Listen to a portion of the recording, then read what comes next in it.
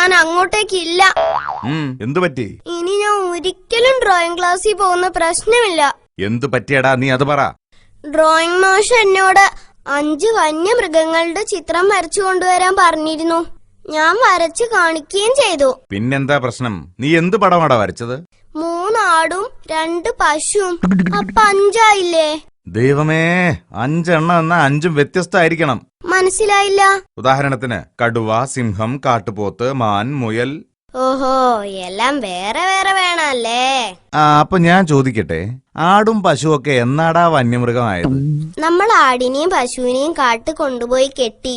അപ്പൊ ഐറ്റകളും വന്യമൃഗമായില്ലേ? പിന്നെന്താ പ്രശ്നം?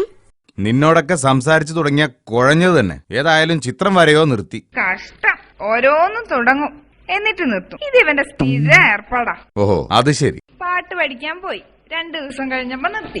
അമ്മേ, മാഷിന്റെ സംഗതി പോരാ. ഡാൻസ് പഠിക്കാൻ പോയി, ടീച്ചർ പോരാത്രേ.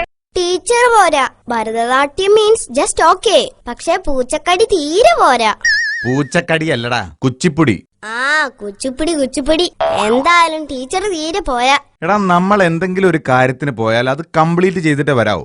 എങ്ങനെ? എടാ, നമ്മൾ ഏതെങ്കിലും ഒരു കാര്യത്തിന് ഇറങ്ങി തിരിച്ചാൽ അവിടെ ഉറച്ചു നിൽക്കണം. മനസ്സിലായോ? ഓക്കെ അച്ഛാ.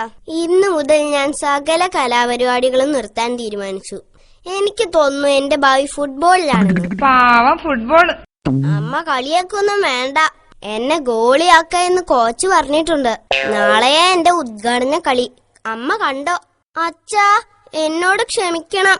ഞാൻ ഫുട്ബോളിനോടും വിട പറഞ്ഞു. ദൈവമേ, അതും നിർത്തിയോ? എന്താടാ കാരണം? ഞങ്ങളുടെ ടീം തോറ്റച്ചാ. ചേ, കളിയാവുമ്പോ ജയിക്കുകയും തോക്കുകയും ഒക്കെ ഉണ്ടാവും. അല്ല, നീയല്ലേ ഗോളി.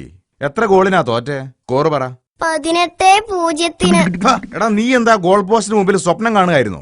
അച്ഛൻ അത് മാത്രം പറയരുത്. അച്ഛനല്ലേ പറഞ്ഞത്? ഞാൻ എന്ത് പറഞ്ഞു എന്നാ? അച്ഛനല്ലേ പറഞ്ഞത് ഏത് കാര്യത്തിന് പോയാലും ഉറച്ചു നിൽക്കണെന്ന്. ശരിയാ, അതിന് ഞാൻ പോസ്റ്റിന് മുമ്പിൽ ഉറച്ചങ്ങനെ നിന്നു. അത്ര തന്നെ.